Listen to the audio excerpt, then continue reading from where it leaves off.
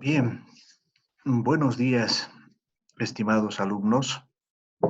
Mm, Tal como es costumbre, los días sábados vamos a proceder a pasar nuestra clase correspondiente a la materia de economía fiscal. ¿Ya? Eh, Tal como estamos haciendo en nuestras clases que estamos teniendo en los últimos meses, la idea es que si alguien desea participar, si alguien desea comentar alguno de los elementos relacionados a la clase, no tenga pena en solicitar la palabra.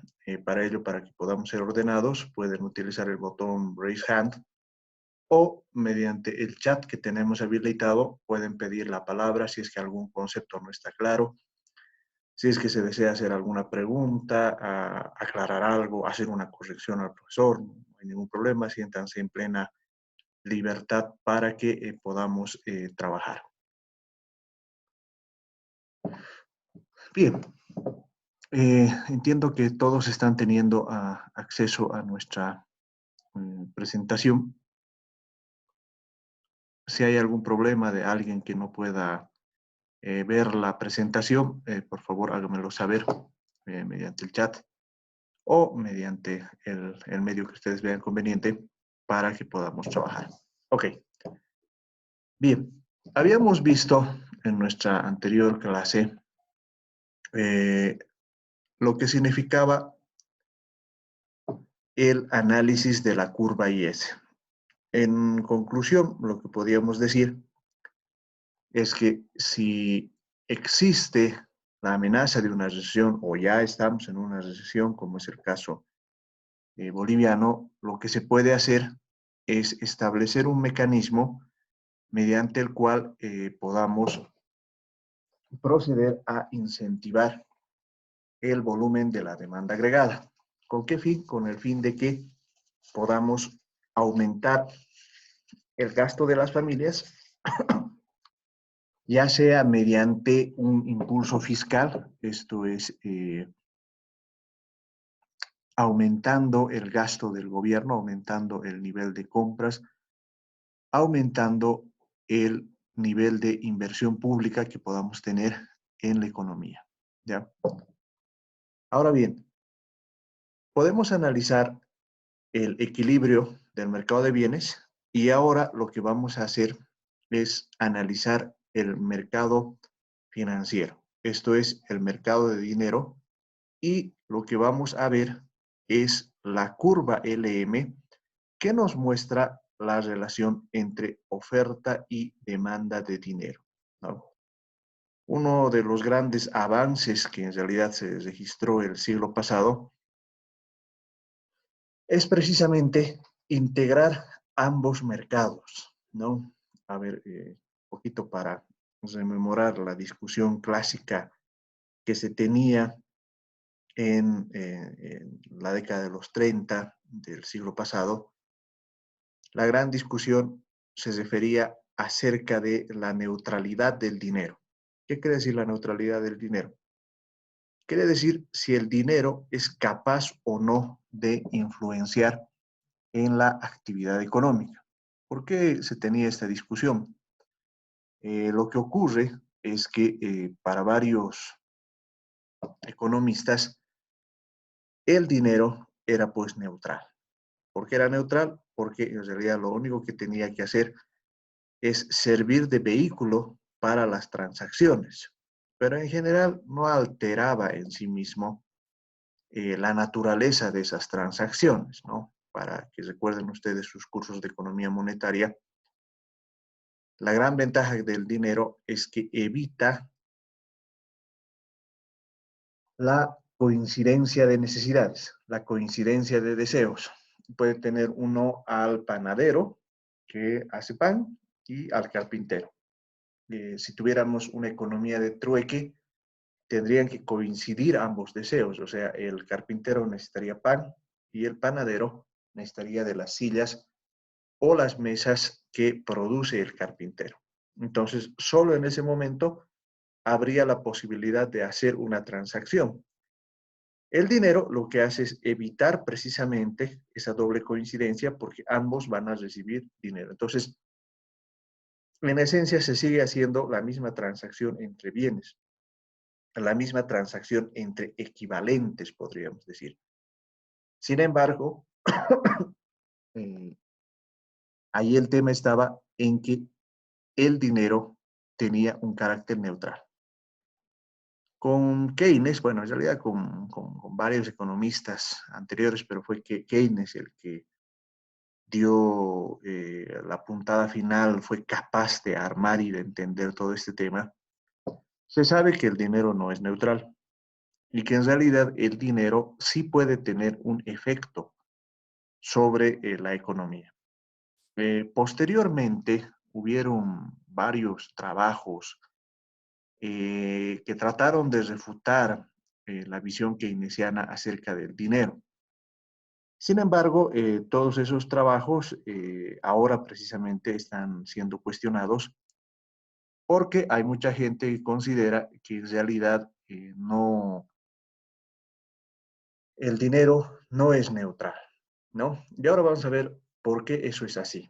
Bien, empecemos con una reconsideración del equilibrio del mercado monetario. Vamos a establecer como la variable M la oferta monetaria nominal, que en nuestro modelo es controlada por el Banco Central. Vamos a simbolizar como YL la demanda de dinero, que es una función de la renta nominal y del tipo de interés. Más o menos la idea en el modelo es que el Banco Central controla libremente la cantidad de dinero en circulación. Esto no es un supuesto ideal. A diferencia de lo que mucha gente cree, el Banco Central puede decidir cuánto dinero existe en circulación en una economía. No es algo dado, ¿no? Salvo que estemos hablando de una economía dolarizada, ¿no? O con tipo de cambio fijo. Una discusión interesante en el caso boliviano es si el Banco Central controla o no la cantidad de dinero en circulación. Para muchos, en realidad, la cantidad de dinero en circulación está determinado por la cantidad de dólares que tenemos en las reservas internacionales. Desde mi punto de vista, esto no es cierto porque en realidad lo que pasa en Bolivia es que el Banco Central puede definir la cantidad de dólares en circulación en la economía. ¿Por qué ocurre esto? Fundamentalmente porque tenemos una economía bolivianizada, ¿no? Queda mucho por investigar al respecto, pero en mi opinión, el hecho de que en los últimos años hayamos tenido un crecimiento tan interesante se debe, entre otras medidas, a que el Banco Central ha logrado inyectar importantes cantidades de dinero en la economía, ¿no? Hay algunos que dicen que esto no es así, que en realidad el Banco Central lo que ha hecho es seguir a la política fiscal, ¿no? Bueno, ahí yo no quisiera cerrar la discusión, porque mucho de lo que se dice respecto al papel de la política fiscal en una economía con tipo de cambio fijo es verdad, ¿no? Y como vamos a ver cuando levantemos el supuesto de la de la economía cerrada, van a notar ustedes que eso sí funciona así, ¿no? Pero por lo pronto asumimos que esta oferta monetaria es controlada por el Banco Central. Ok. Entonces, el equilibrio del tipo de interés se da cuando la oferta monetaria iguala a la demanda por dinero. Ya habíamos indicado que esta demanda por dinero es una función del tamaño de la producción y del tipo de interés. Entonces, en este modelo, la tasa de interés funciona como cualquier precio. ¿Esto qué quiere decir? Que si hay una mayor oferta de dinero, es decir, una gran cantidad de dinero en circulación, lo que va a ocurrir a su vez es que el tipo de interés va a caer. Si hay una gran demanda por dinero, en otras palabras, si de pronto el nivel de producción crece, ese nivel de producción va a necesitar una mayor cantidad de dinero en circulación. Como se requiere una mayor cantidad de dinero en circulación, entonces el tipo de interés va a aumentar, ¿no? Como alguna vez les he dicho, no piensen, cuando piensen en dinero, piensen que es algún otro tipo de bien, naranjas, papayas, tomates, etcétera. Y van a notar que el movimiento de las tasas de interés es exactamente el mismo, ¿no? Si de pronto la oferta de manzanas aumenta, lo que va a ocurrir es que el precio de la manzana va a caer. Si la demanda de manzanas aumenta, lo que va a ocurrir es que su precio va a aumentar, lo propio con el dinero. Si la oferta monetaria aumenta, la cantidad de dinero o la tasa de interés disminuye, ¿no? En línea a lo que habíamos visto de que se conceptualiza al tipo de interés como el precio del dinero, ¿no? Ahora bien, vamos a definir la cantidad real de dinero, la renta real y el tipo de interés. ¿Por qué razón tenemos que hacer esto? Porque si ustedes recuerdan, el análisis IS nos obligaba a traducir todo en términos de bienes, ¿no? Lo que hacemos ahora, precisamente para que podamos trabajar en términos reales y relacionarnos con el mercado de bienes, vamos a dividir la renta nominal sobre el nivel de precios.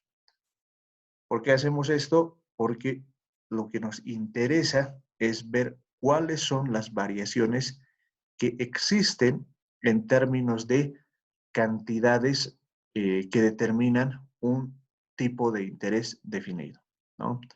Esto es muy interesante desde el punto de vista ISLM porque en realidad cuando se hace la síntesis neoclásica que corresponde a este modelo, se plantea que lo que había que integrar era precisamente este análisis real, que era, si ustedes quieren, patrimonio de la escuela austriaca, porque ellos siempre han negado el papel del dinero en la economía, versus el análisis monetario que conformaba la riqueza de todo el corpus teórico keynesiano, ¿no? Entonces, lo propio hacemos con la oferta monetaria, lo que hacemos es dividirlo entre el nivel de precios, un tema importante a resaltar en el modelo ISLM es que se asume que en el corto plazo el nivel de precios es constante. Esto es que no hay grandes variaciones respecto a los precios en el corto plazo. Y lo que se hace desde el punto de vista de demanda es también dividirlo entre el nivel de precios y lo que obtenemos es una demanda real de dinero, ¿no? ¿Qué quiere decir esto de la demanda real de dinero? Que lo ha debido ver en macro, pero deseo que ustedes lo entiendan con precisión. La demanda real de dinero se refiere a la demanda en términos de bienes que las personas mantienen como activo corriente. A ver, ¿qué quiere decir este trabalenguas? Más o menos a esto se refiere. Por demanda de dinero vamos a entender la demanda de billetes y monedas que la gente mantiene en su billetera, en sus bolsillos. Eso es demanda de dinero. No es demanda de dinero, por si acaso, el dinero que se encuentra en las cuentas bancarias. ¿Por qué razón? Porque el dinero que está en las cuentas bancarias ya es otro tipo de demanda, ya es otro tipo de activos que se tiene, ¿no? En realidad, lo que analizamos acá es cuánto dinero vamos a tener en nuestros bolsillos. Ahora, ¿por qué se dice en términos de bienes o demanda real? Se refiere a demanda real porque lo que nos interesa es saber cuál es la capacidad adquisitiva de ese dinero. En otras palabras, qué cantidad de bienes y servicios podemos comprar con ese dinero que estamos manteniendo en nuestros bolsillos. ¿Por qué esto es importante? Porque no tienen que olvidarse que las notaciones del dinero no tienen que confundirlos, ¿no? por darles una idea, ¿no? En Colombia se utiliza el peso colombiano. El ingreso medio de un taxista es de 1.000.000 de pesos colombianos. Bueno, uno podría decir, es una cantidad importante. Imagínense que un taxista gane 1.000.000 de pesos colombianos.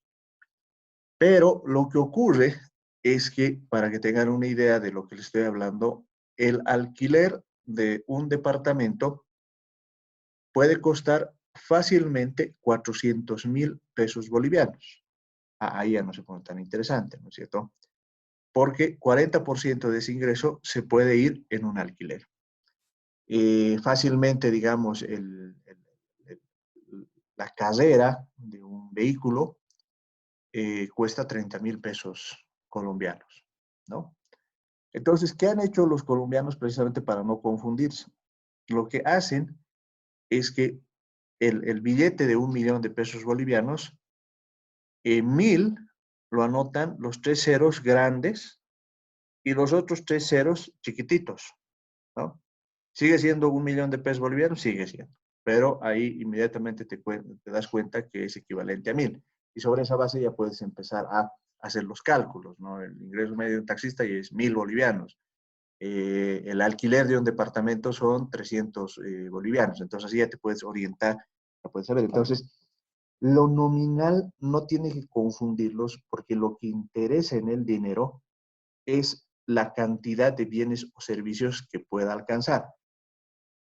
Entonces, eso es lo que nos interesa. Entonces, cuando decimos, por ejemplo, tengo 100 bolivianos en mi billetera, esa es mi demanda por dinero, nosotros lo vamos a ver en términos de los bienes y servicios que puedas alcanzar. Para ponerlo en concreto, si yo tengo 100 bolivianos, quiere decir que tengo el equivalente a 200 panes en mi bolsillo. ¿Por qué? Porque 100 bolivianos me permite comprar 200 panes. Tengo el equivalente a 2 kilos de carne en mi bolsillo.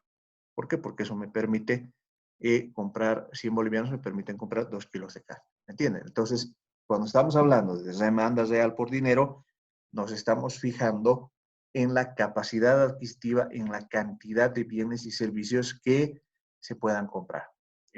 Para ponérselos, digamos, en términos interesantes, para alguien como Milton Friedman, incluso él ve la demanda real de dinero en términos de semanas, ¿no?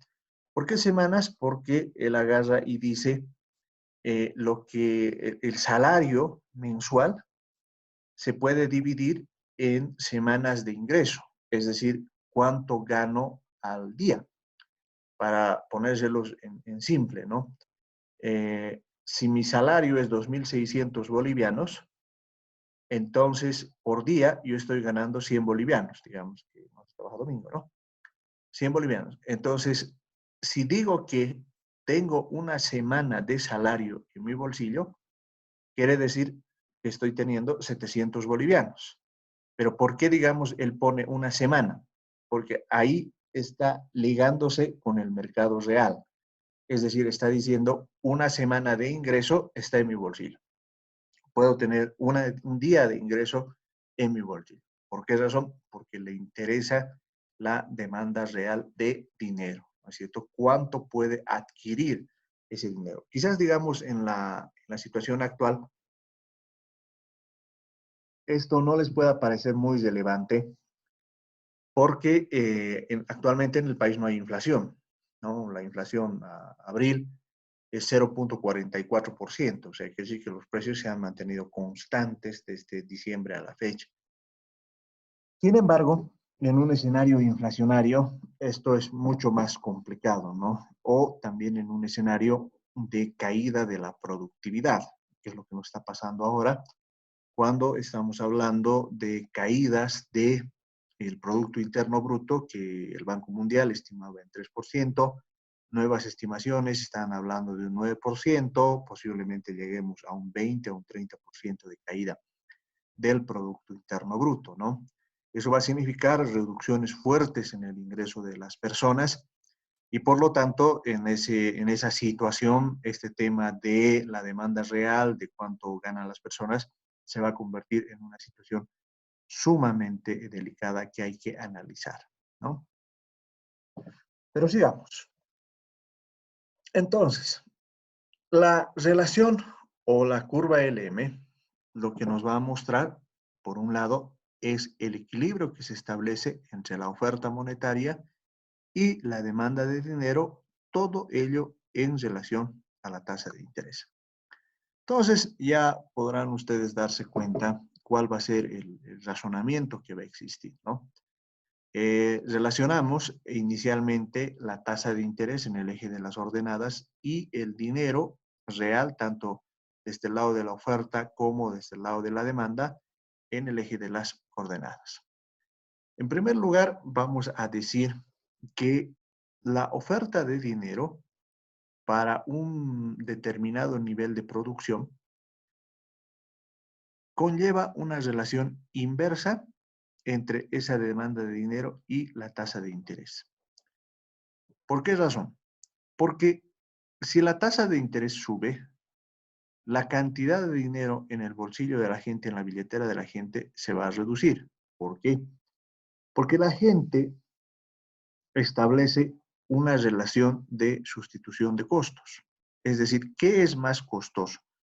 ¿Mantener el dinero en el bolsillo o llevarlo al banco? Si eso, digamos, cuando la tasa de interés es del 0,1%, es una relación de indiferencia, ¿no es cierto? Nadie va a ir al banco a hacer la transacción financiera mediante Internet para ganar un 0,1% anual. Pero si de pronto las cajas de ahorro empiezan a pagar un 5% o un 10%, ¿eso qué quiere decir? Que si tenemos 1.000 bolivianos al año vamos a ganar 100.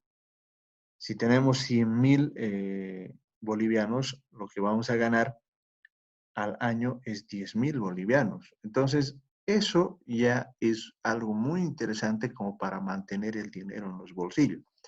Y por lo tanto, esta demanda por dinero se reduce a medida que la tasa de interés comienza a aumentar. De lo contrario, si la tasa de interés baja, la demanda por dinero aumenta, ¿no? Esto quiere decir que cuanto más dinero tengas, bueno, eso permite mantener la reserva de valor, ¿no? Un tema muy interesante actualmente es, eh, y eso lo dejo como preguntas para el debate posterior de mi explicación, ¿qué pasa con la demanda del dinero cuando la tasa de interés es negativa, ¿no? Y eso, por si acaso, no es un escenario irreal, ¿no? Las tasas de interés negativas, incluso nominales, ¿no? Están empezando a aparecer, pero en términos reales, si la tasa de interés nominal baja demasiado y la inflación es del 2 o del 3%, tranquilamente pueden aparecer estas tasas de interés negativas, ¿no? En ese caso, ¿cómo es la demanda por dinero? Si la tasa de interés es tan baja, cómo se comporta la demanda por dinero. Eso me gustaría que me expliquen para que yo pueda ver también cómo están aprendiendo el manejo de los mercados financieros o los mercados de moneda en el mundo. Bien, por otro lado, la oferta de dinero, que vamos a simbolizar como MS, no tiene una relación con la tasa de interés. ¿Por qué no tiene una relación con la tasa de interés? Porque no importa cuánto sea el tipo de interés, esta oferta monetaria es exógena al modelo. Esto quiere decir que el Banco Central va a definir por otras circunstancias su oferta de dinero, ¿no? No depende en realidad la cantidad de dinero de la tasa de interés. En ese sentido, lo que puede ocurrir es que, por ejemplo, un aumento del nivel de producción aumente la demanda de dinero y a su vez la tasa de interés. Esto es, cuando hay un aumento de producción, quiere decir que se necesita más dinero en circulación en la economía. Y por lo tanto, lo que vamos a tener es un aumento, un desplazamiento hacia la derecha de la curva de demanda por dinero. Eso quiere decir que si se mantiene constante la oferta de dinero, vamos a tener un nuevo nivel de equilibrio en la tasa de interés. ¿No? En sencillito, ¿esto qué quiere decir? A ver, un poco para retroceder y les explique con claridad qué estamos viendo, ¿no? Este es el equilibrio inicial. Hay una cantidad de dinero y hay una demanda de dinero que establece un tipo de interés, ¿ya? Ahora bien, el Banco Central decide mantener constante la cantidad de dinero. ¿Por qué lo hace? Porque las autoridades, digamos, de este Banco Central que utilizamos en mi modelo, consideran que es mejor mantener constante la cantidad de dinero porque consideran que no es aconsejable jugar con la cantidad de dinero. ¿Por qué pueden considerar esto? Porque pueden pensar que si aumentan la cantidad de dinero, las reservas internacionales pueden caer, la inflación puede presentarse, ¿no? Entonces es mejor mantener la cantidad. Pero de pronto hay una mayor demanda por dinero. Esta demanda por dinero puede aparecer ya sea porque la gente está notando que sus ingresos están aumentando, ¿no? De pronto, en el mercado de trabajo, y eso es muy común por si acaso, de pronto requieren especialistas en economistas relacionados a proyectos. Entonces, los salarios empiezan a aumentar. Es decir, ya no solo se paga $1,000, sino podemos llegar a $1,500, ¿no? Entonces, eso hace que se requiera más dinero en circulación. Pero como el Banco Central se niega a aumentar esa cantidad de dinero o no ve, por darles una idea, la necesidad de hacerlo, porque no es que, digamos, estas curvas están presentes en un ordenador, en una pantalla, no, sino forman parte de un aparato teórico. Verlas en la realidad requiere mucha intuición, ¿no? Entonces, el Banco Central no reacciona. Y si el Banco Central no reacciona, lo que va a ocurrir con las tasas de interés es que van a aumentar. ¿Por qué razón? Porque hay una mayor demanda por dinero, la gente necesita más dinero. Y como el dinero es escaso, entonces la tasa de interés puede aumentar. Como notarán, en mi modelo, lo propio también puede ocurrir. Dada una demanda por dinero que aumente la oferta de dinero, lo que puede ocurrir es que la tasa de interés va a bajar. Y van a notar que este es un objetivo que se persigue con bastante frecuencia en el mundo real, ¿no? Sobre esa base, entonces, sobre ese análisis, lo que podemos hacer ya es construir la curva LM, ¿no? En este eje de las ordenadas, lo que tenemos es el tipo de interés, en el eje de las coordenadas, el dinero, tal como hemos construido en nuestra anterior gráfica. En la lámina de la derecha, lo que tenemos es el tipo de interés, la tasa de interés relacionado con el nivel de renta, producción o ingreso, ¿no? ¿Por qué estoy utilizando la renta, producción e ingreso como sinónimos? Porque asumimos que la producción es igual al ingreso. Es decir, en una economía capitalista como la que tenemos, producimos para el mercado, para vender. Entonces, todo lo que nosotros producimos se convierte en un ingreso. Ahora, ese ingreso tiene que destinarse a algo, ese es el secreto de la economía moderna, ¿no? No es que de pronto acabas un ciclo de producción y te quedas contento a contar tus billetes, no, sino que ese ciclo de producción nuevamente tiene que ingresar a una fase en la que otra vez se tiene que producir y así sucesivamente hasta el infinito. Por esa razón es que una de las características de la moderna economía es su permanente crecimiento. La noción de estado estacionario, desde mi punto de vista, es cada vez más irrelevante, ¿no? Porque hay algunos que consideran que en determinado momento, dado el stock de capital y mano de obra, lo que va a ocurrir es que vamos a llegar a un punto en el que ya no se va a producir más, ¿no? La verdad yo considero imposible que eso ocurra, ¿no? En realidad lo que va a ocurrir antes es que va a haber una mutación del sistema capitalista en términos de aumentar las posibilidades de ingreso de la población para que puedan convertirse en demandantes, ¿no? Bien, entonces, lo que hacemos con nuestro análisis es nuevamente tenemos una oferta de dinero que no depende de la tasa de interés. Lo que hacemos a continuación es dibujar nuestra demanda por dinero, que ya habíamos visto, que es inversamente proporcional a la tasa de interés. Para ello, establecemos un equilibrio, es decir, a este nivel de renta, lo que vamos a tener es este nivel de equilibrio de la tasa de interés, ¿no? Entonces, sobre esa base, asumimos en el modelo que existe un aumento de el nivel de ingreso, es decir, que el nivel de ingreso de este punto se va a situar a la derecha, ¿no? Entonces, tal como les he indicado, a la derecha hay un nuevo punto de equilibrio de la tasa de interés más alto. ¿Por qué es más alto? Porque, como habíamos indicado, como hay un aumento de la producción, lo que va a ocurrir es que para ese nivel de producción se necesita más dinero y por lo tanto va a aumentar el tipo de interés. De esa manera es que construimos nuestra curva LM que nos va a mostrar la relación existente entre la tasa de interés y el nivel de producción. Ahora bien, empecemos con una pregunta que es muy interesante, ¿no? ¿Por qué presiona al alza el aumento de la actividad económica a los tipos de interés? Bueno, ya lo habíamos visto. En realidad, esta actividad económica que demanda más dinero, lo que hace que es que en el mercado monetario esa situación de escasez del dinero eleva su precio. Esto es que el dinero se vuelve más caro, ¿no? En la realidad, eso podemos verlo, ¿no?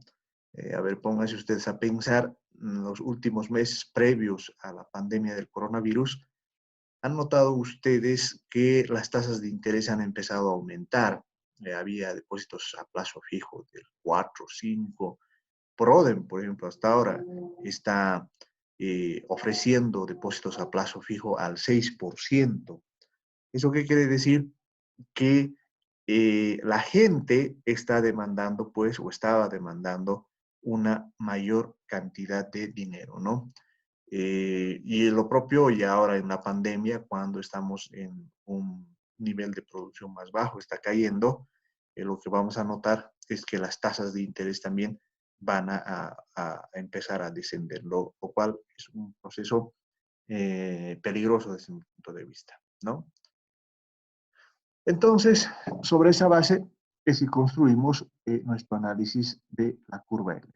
Ahora bien, podemos analizar sobre esta base cómo un cambio, por ejemplo, en la oferta de dinero, esto es que habíamos visto que para la construcción de la curva LM, lo que hay un aumento de la producción, eso eleva el tipo de interés.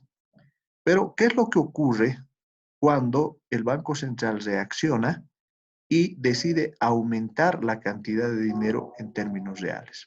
Eso significa un desplazamiento hacia la derecha.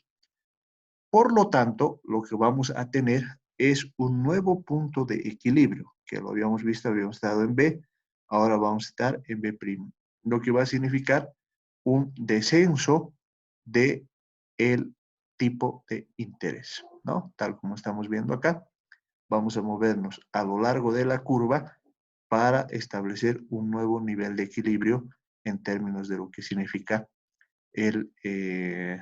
la curva LM, ¿no? O lo que es lo mismo, vamos a ver un desplazamiento en la curva LM, como ustedes están viendo a continuación.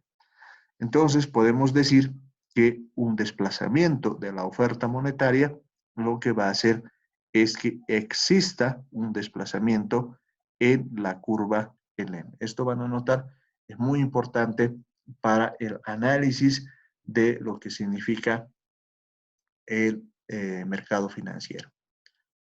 Ahora bien, sobre estas dos situaciones que hemos analizado en términos de el equilibrio que existe entre oferta y demanda de dinero, lo que vamos a hacer a continuación es establecer el equilibrio de ambas curvas. ¿Por qué es importante el equilibrio de ambas curvas? Porque nos va a mostrar el...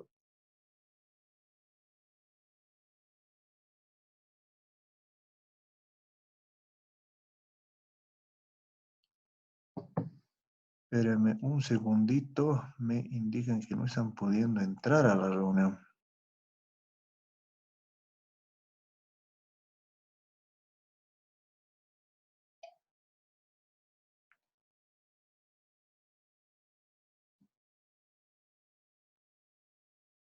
Ah, bueno, ya están.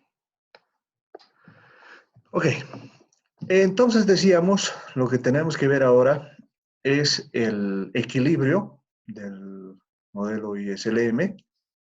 Este equilibrio lo que requiere es que la curva IS, esto es la relación que tenemos entre el nivel de producción, que debe ser igual a la demanda agregada, esto es igual al consumo, que es una función del ingreso disponible. El ingreso disponible lo obtenemos restando del nivel de producción o ingreso los impuestos, más la inversión, que es una función del nivel de producción, la tasa de interés y el gasto del gobierno en esta nuestra economía cerrada.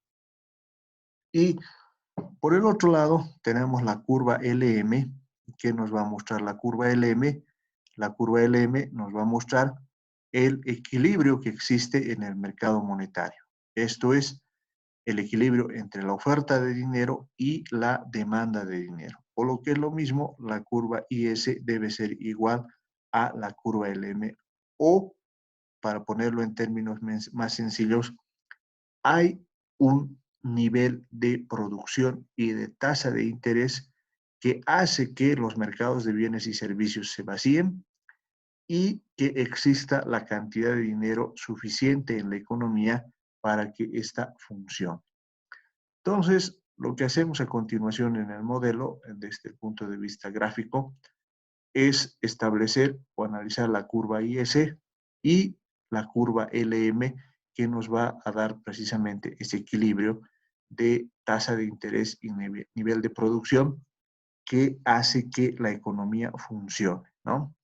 ¿Cuál es el mensaje de este modelo de equilibrio? Ojo, no necesariamente, y esto es importante que ustedes lo entiendan, no necesariamente el ISLM aboga por una intervención estatal, ¿no? Lo que el mensaje del modelo ISLM es que la economía con frecuencia va a alcanzar un equilibrio que no necesariamente corresponde al pleno empleo, ¿no? Les voy a explicar qué quiero decirles con esto, ¿no? La tasa de interés y el nivel de producción es el único tipo de interés, la combinación de producción que implica un equilibrio simultáneo en los bienes y mercados financieros, ¿no? Es decir, en economía todo tiene que ser consistente, ¿no? A ver, para darles un ejemplo, ¿no? Con frecuencia las autoridades quieren lograr un superávit fiscal, un superávit comercial, acompañado de un nivel de producción alto, de bajo desempleo y de tasa de inflación baja. Ese es más o menos el escenario en el que quisieran trabajar. Sin embargo, dependiendo de la situación en la que está la economía, estos objetivos no siempre son consistentes. Con esto, ¿qué estamos queriendo decir? Que, por ejemplo, un alto nivel de producción es consistente con un alto déficit fiscal, ¿no? Y ese alto déficit fiscal es consistente con tasas de interés que pueden ser bajas, un nivel de desempleo bajo, ¿no? Pero, como habíamos visto, ese alto déficit fiscal también nos puede llevar a una crisis de deuda, ¿no? Vamos a ver un ejemplo, ¿no? que nos va a permitir relacionar precisamente la política fiscal, la actividad económica y el tipo de interés. Por ejemplo, ¿no? El órgano ejecutivo y el Congreso están de acuerdo en llevar una política para reducir el déficit presupuestario aumentando los impuestos mientras se mantienen constantes los gastos, ¿no? Es decir, de pronto hemos visto que esto nos va a llevar a una posible crisis de deuda, ¿no? Y lo que vamos a hacer es reducir el déficit fiscal. Puede ser un objetivo que pongamos en la economía. Y para ello, lo que vamos a hacer no es reducir los gastos, sino vamos a aumentar los impuestos. Entonces, analizamos qué es lo que va a pasar en esa economía si es que ocurre eso. Por eso la pregunta es, ¿qué efecto tendrá la política fiscal contractiva sobre la producción y los tipos de interés? ¿Por qué decimos que es contractiva? Porque un aumento de los impuestos lo que va a hacer es generar una reducción del ingreso disponible de la gente. Al establecerse o al generarse una reducción del ingreso disponible, por lo tanto, el consumo va a caer. Si el consumo cae, la demanda agregada cae, ¿no? Entonces, lo que vamos a ver en nuestro modelo ISLM es lo siguiente. Inmediatamente se aumenten los impuestos, que está simbolizado por T' mayor a T, lo que va a ocurrir es que la demanda agregada, la curva y ese se va a desplazar a la izquierda. Al desplazarse a la izquierda, lo que va a ocurrir es que va a haber un nuevo equilibrio en la curva IS. Esto va a aumentar va a cambiar a la curva LM. No. ¿Por qué razón? Porque la LM, hemos dicho, depende de la oferta monetaria, el nivel de producción y la tasa de interés. Entonces, lo que va a ocurrir al aumentarse los impuestos y no reducirse el gasto, lo que va a ocurrir es que la tasa de interés va a caer y el nivel de producción va a aumentar. Lo que podríamos concluir es que esta economía va a entrar en recesión, ¿no es cierto? Entonces, decimos en conclusión que la contracción fiscal disminuye el tipo de interés y la producción. Ahí lo que podríamos preguntarnos es si la reducción, el déficit, es buena o mala para la inversión, ¿no?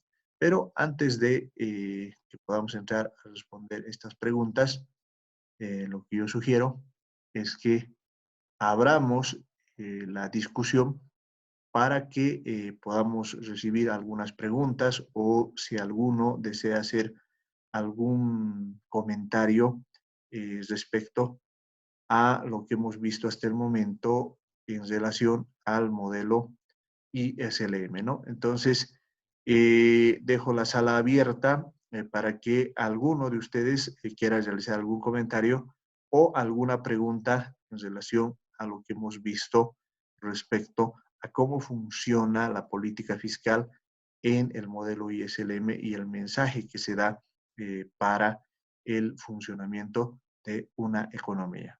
Entonces, abierta la discusión, mis compañeros.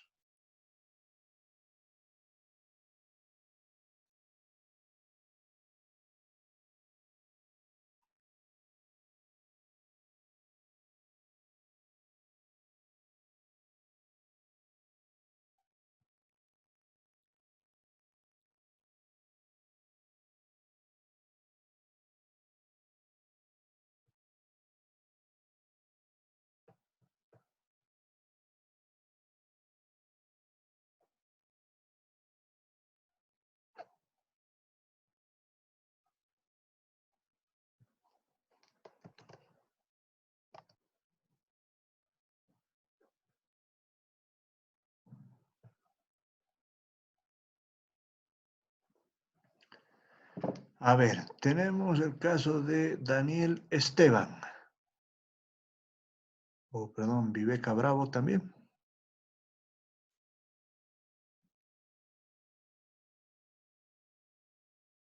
A ver, ¿Dónde estamos con Viveca Bravo? Para facilitar que los encuentre, les sugiero que coloquen en la parte derecha, tienen un botoncito que les permite levantar la mano. Adelante, Viveca, con tu pregunta o comentario. Buen día, licenciado, ¿cómo está? Mi pregunta era, ya que nos hablaba sobre la demanda de dinero, quería saber, es de notar que desde el año 2006 hubo un incremento de la demanda de dinero.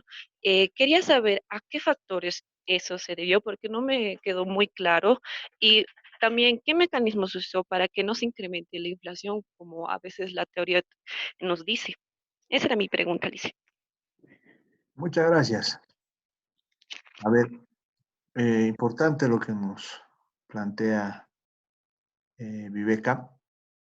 Esto es lo que ocurrió en realidad si hacemos una aplicación un tanto mecánica eh, del modelo ISLM, ¿no?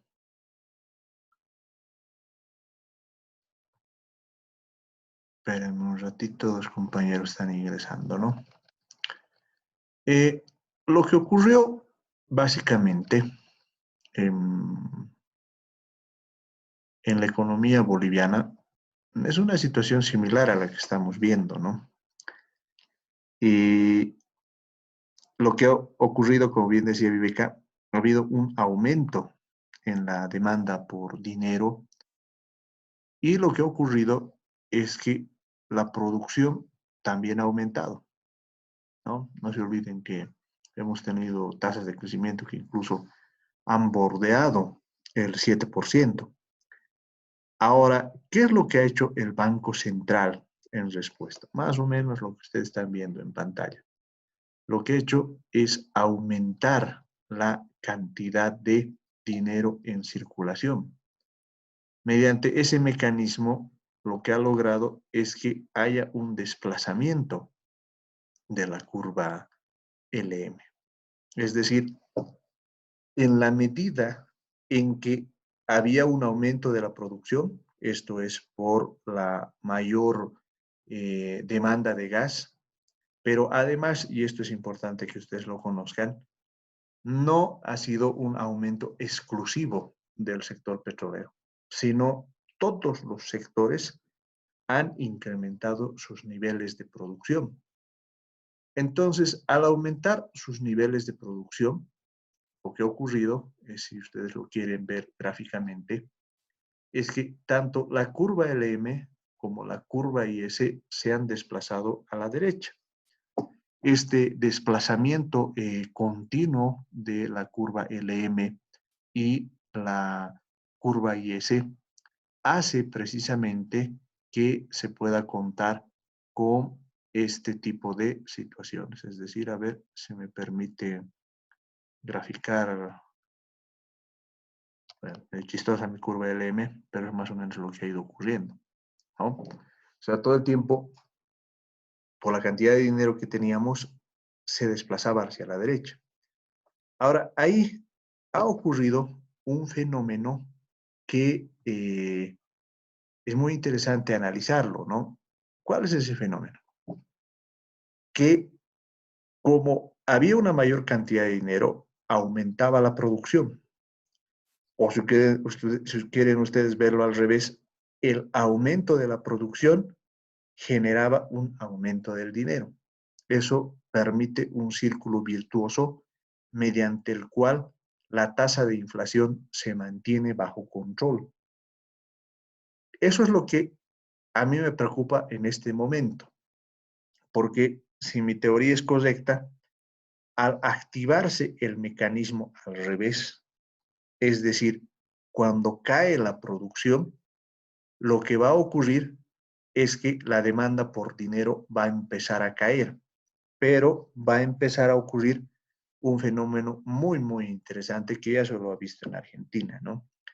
Las expectativas negativas de la población hacen que aparezca un proceso de acaparamiento.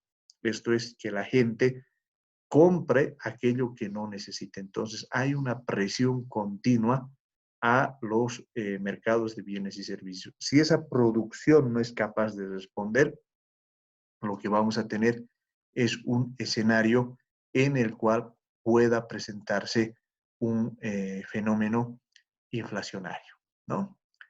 Bien, luego teníamos también la participación, a ver, déjeme ver, de Daniel Esteban. ¿Dónde está Daniel?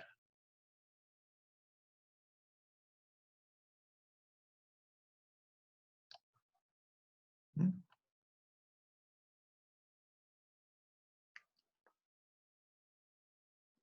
Desapareció nuestro amigo Daniel Esteban. Ah, aquí está, perdón.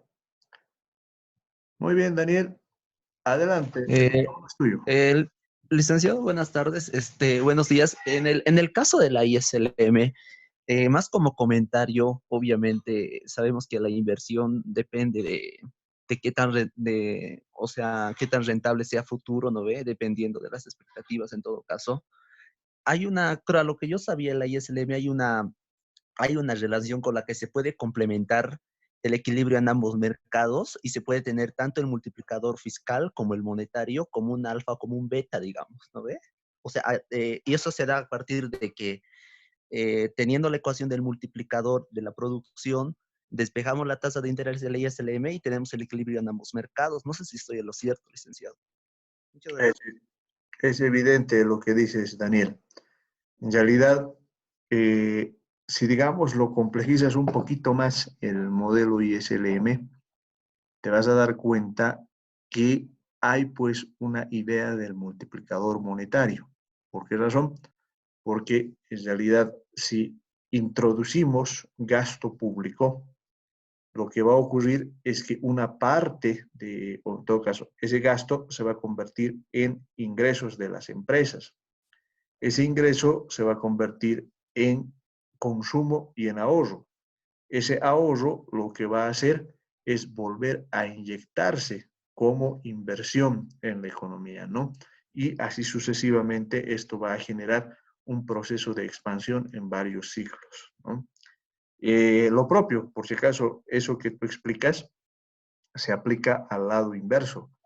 Esto es que si, digamos, el Estado deja de gastar como lo está haciendo ahora, que está dejando de invertir, que está dejando gran parte de su gasto para no, porque está tratando de equilibrarse con el nivel de ingreso que ha caído, lo que va a ocurrir es que el impacto en términos de la inversión y de la producción, pues va a ser enorme, ¿no? Por esa razón, desde mi punto de vista económico, una cuarentena muy larga es insostenible, ¿no? ¿Por qué? Porque en realidad esos niveles de producción bajos se van a traducir en menores niveles de ingreso y la gente, bueno, tiene una tasa de sustitución técnica, si ustedes quieren, entre el cuidado de la salud que pueda tener y los ingresos que tenga que verlo, ¿no? Acá hay otra, muchas gracias Daniel por tu comentario, me pareció muy acertado. Hay otra pregunta que me están haciendo por chat, ¿no? A ver, que precisamente es lo que quería yo preguntarles, ¿no? Para que vayamos comentando esto que les había indicado respecto a las tasas de interés negativas, ¿no? Dice Osmar, a manera de comentario en cuanto a las tasas de interés negativas, una tasa baja o negativa promueve el consumo y que el dinero no se guarde. Los países que han recortado sus tasas lo han hecho porque disminuyó la circulación de dinero en la economía. Las economías desarrolladas suelen mantener sus tasas bajas o en algunos casos negativas para que no haya tanto dinero en el gobierno y suba la circulación. Muy bien, está muy cerca Osmara, ¿no? No sé si alguien se anima a complementar esta respuesta. O sea, ¿qué pasa, digamos, en el contexto del modelo ISLM cuando tenemos tasas de interés negativas? Esa es la pregunta que yo lanzo a la sala para que podamos establecer una discusión. ¿Alguien se anima a hacer un comentario? Levante la mano, por favor.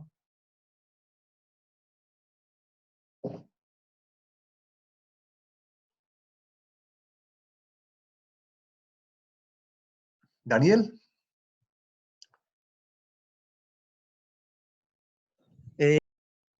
Yo he escuchado que, por decir, las economías desarrolladas, más que todo, es una situación bien interesante que recién empezó a analizar, la de los intereses negativos. Y esa es una situación por la que Estados Unidos tal vez no paga la deuda, o sea, cuando imprime billetes se genera una deuda pública, ¿no ve? Y a su vez uno se pregunta, ¿por qué no paga su deuda que con todos los países, sabiendo que puede imprimir billetes a montón, ¿no ve? Y ahí es donde se da esa secuencia de esa situación de los intereses negativos que complementa con los intereses positivos, una relación así, y de alguna manera creo que se compensa. No sé si estoy en lo cierto, creo que algo le he entendido sobre eso. Y es por eso que se tiene intereses negativos, digamos. Cerca, cerca, a ver, pero Daniel, a ver, te voy a invitar a un razonamiento. Dame un ejemplo de un precio negativo para que situemos la discusión y me entiendan lo que quiero decir. Pensá en un precio negativo.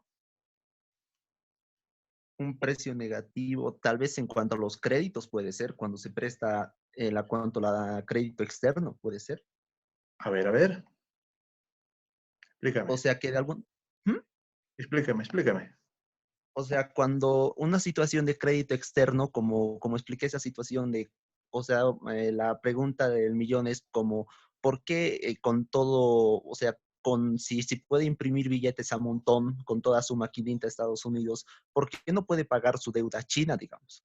Y entonces uno se pregunta, y ahí es donde se genera esa situación de intereses negativos, porque, o sea, si tiene el patrón dólar a su disposición, no sería problema pagar ese deuda. Entonces, al mantenerlo como o sea, entonces, ¿qué pasa si imprime billetes? Va a generar deuda pública y va a ser un efecto más negativo que pagar una deuda. Algo así es el razonamiento que le he entendido. Cerca. Pero a ver, les voy a dar un ejemplo de un precio negativo. La tasa de aseo, ¿no? Ustedes en las facturas de luz van a notar que hay una tasa de aseo que pagan, ¿no? A ver, más o menos en todos los mercados lo que ocurre es que se paga uno por llevarse algo, ¿no? Van a un mercado, por ejemplo, quieren comprar leche, les van a dar la leche y ustedes van a entregar el dinero, ¿me entienden? Así funciona cualquier mercado. Yo pago, entrego mi dinero a cambio de algo, ¿ya? Ahora, un precio negativo se presenta cuando ocurre al revés, ¿no? Es decir, tú pagas para que alguien se lleve algo, ¿no? No es que yo pago para tener algo, sino para que se lo lleve. La tasa de deseo es la mejor versión de cómo tú puedes pagar para que alguien se lleve algo, no para intercambiarlo. Por eso dice que la tasa de aseo es un precio negativo. Ahora bien, la tasa de interés es un precio positivo, ¿no? ¿Por qué razón? Porque al ser el precio del dinero, en realidad lo que se hace es que dependiendo en qué posición estás, pagas esa tasa de interés por el dinero, ¿ya? En otras palabras, un poco por eso decía que Daniel no estaba tan lejos de lo que estaba diciendo. En el caso del dinero, por ejemplo, cuando yo voy a un banco, retiro el dinero y el precio que yo pago es la tasa de interés, ¿no?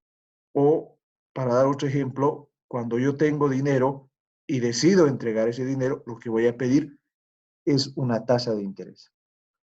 Cuando la tasa de interés se torna negativa, lo que ocurre es que hay un incentivo para que la gente tenga dinero. Ese es el incentivo. ¿Por qué razón? Porque el dinero se convierte en un bien que, existiendo una tasa de interés negativa, va a ganar valor en el tiempo. ¿Ya? Para ponerles un ejemplo de en qué situaciones se da esto, a ver, les voy a poner de ejemplo, ¿no? Pónganse ustedes que de pronto exista una gigantesca devaluación, ¿no? Digamos que el dólar pase de 6,96 a 15 bolivianos por dólar. Lo que va a ocurrir en ese momento es que la inflación le va a seguir, ¿no? Va a haber una inflación. Si la inflación crece, al principio al menos, van a haber tasas de interés negativas. Entonces, ahí la gente, su reacción natural va a ser refugiarse en la moneda más fuerte. ¿Cuál va a ser esa moneda más fuerte? El dólar. Es decir, la gente va a tender a acumular dólares, que es un poco lo que ya está empezando a ocurrir lamentablemente, ¿no? No hay una explicación, digamos, que te diga qué vas a hacer exactamente con esos dólares, pero se convierte en demanda. La gente quiere tener el dinero. Para nosotros es relativamente sencillo entender porque eso ha pasado varias veces en Bolivia, ¿no? Para las economías adelantadas, eso de mantener el dinero es una forma preocupante del funcionamiento de la economía. ¿Por qué razón? Porque si uno mantiene dinero, quiere decir que lo saca de circulación de la economía, ¿no? Es decir, que ya no compra bienes y servicios. Como ya no compra bienes y servicios, la economía se paraliza. Por esa razón, Osmara dice, eh, la idea es que ese dinero no se guarde y por lo tanto se incremente el dinero en circulación, pero no como activo, no como algo que la gente quiera preservar. Ese es el punto. Sino que el dinero contribuya a la circulación en la economía, ¿no? Y el ejemplo que nos daba Daniel también es muy interesante porque evidentemente, o sea, siendo los dueños de la máquina de imprimir dinero, podrían hacer que pagar su deuda, por ejemplo, con China, ¿no? Sin embargo, esto no necesariamente funciona así, ¿no? A ver, más o menos para darles una idea de cómo es esto, ¿no? La lógica de cualquier familia les dice que no es correcto prestarse. ¿Ya? ¿Por qué razón? Porque si tienes una deuda, esa deuda va a convertirse en una carga financiera, que todos los meses tienes que destinar parte de tu ingreso a, a pagar el crédito, ¿no? Entonces, cuando terminas de pagar un crédito, generalmente las familias dicen, esta es la última vez que me endeudo, porque hacen los cálculos de cuánto ha ganado el banco por los intereses que las han pagado, entonces concluyen que no, que la próxima que quieran hacer algo así, van a ahorrar. La misma lógica no es aplicable ni a los gobiernos ni a los bancos centrales. ¿Por qué razón?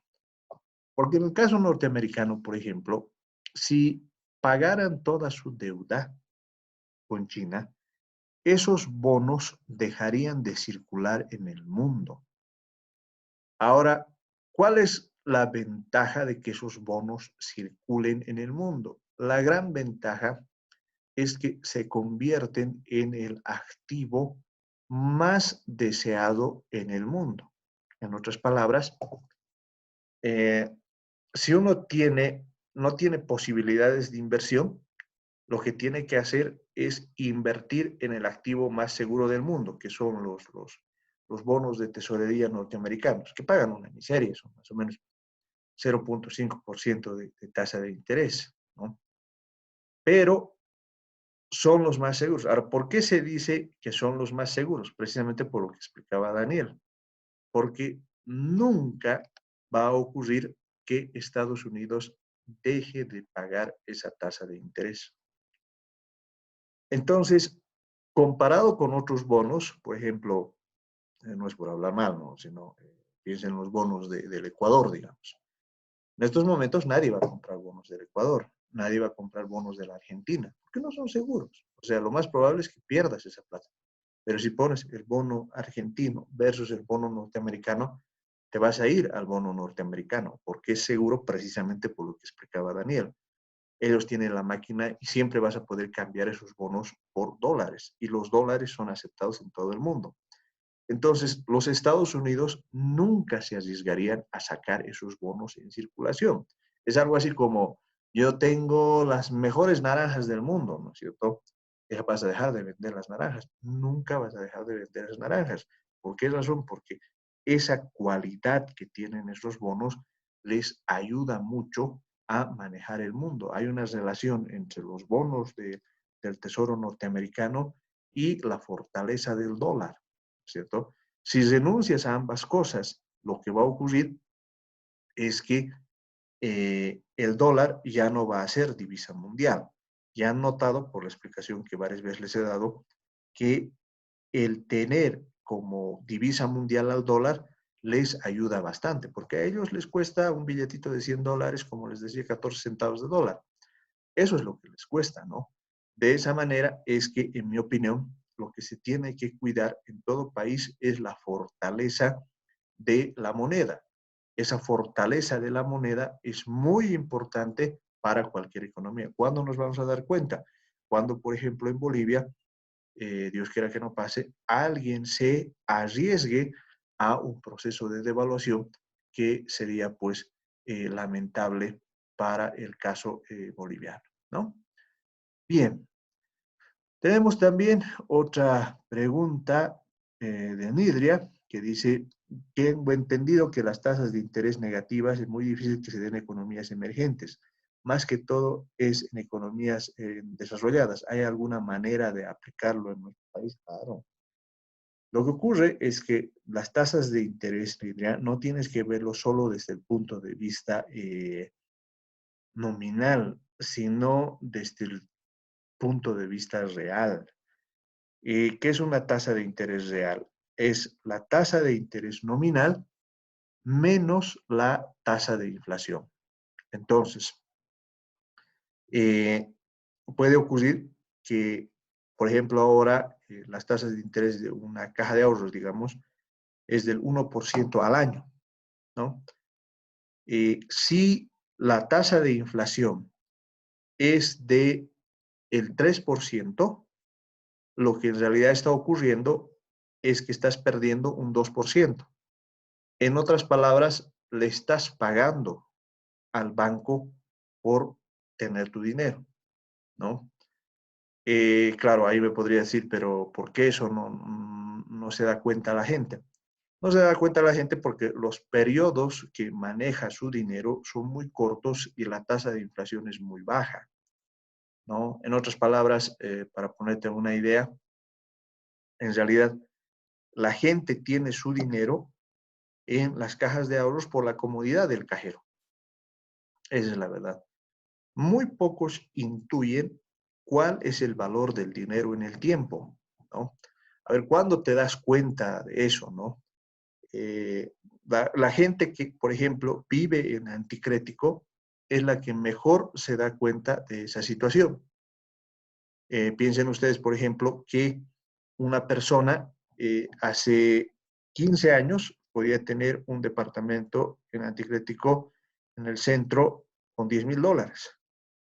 Pasados esos 15 años, querer tener un departamento similar con los mismos $10,000 es imposible. ¿Por qué razón? Porque ahora un departamento en anticrético está entre $20,000 y $30,000. ¿Qué es lo que ha ocurrido? El dinero ha perdido su valor en el tiempo, ¿no? O pensa en los fondos de pensiones. Ha habido un determinado momento en que el rendimiento de los fondos de pensiones, o sea, de la plata que estamos guardando para nuestra jubilación, ha llegado al 4% en términos nominales y la inflación era de 6%. Eso quiere decir que había una tasa de interés negativa. Nosotros le estábamos pagando a la AFP por administrar nuestro dinero, ¿no?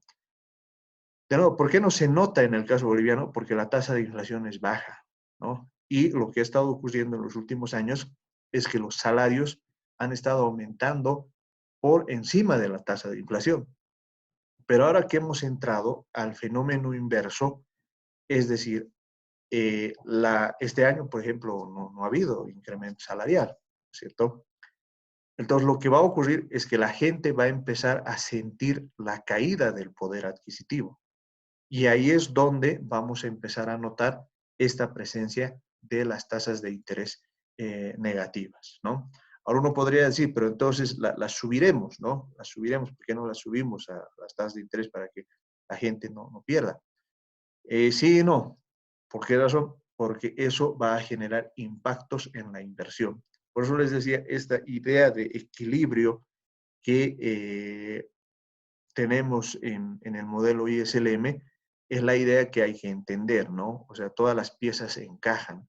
No es, digamos, maniobrar. Por esa razón yo soy un crítico de que al momento se esté dejando que la producción caiga.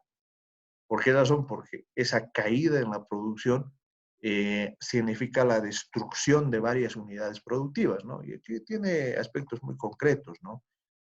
Piensen, por ejemplo, en la cantidad de pequeños negocios, restaurantes, gimnasios, tiendas, etcétera, que simplemente van a dejar de existir. ¿Por qué van a dejar de existir? Porque la gente se va a dedicar a otra cosa, ¿no?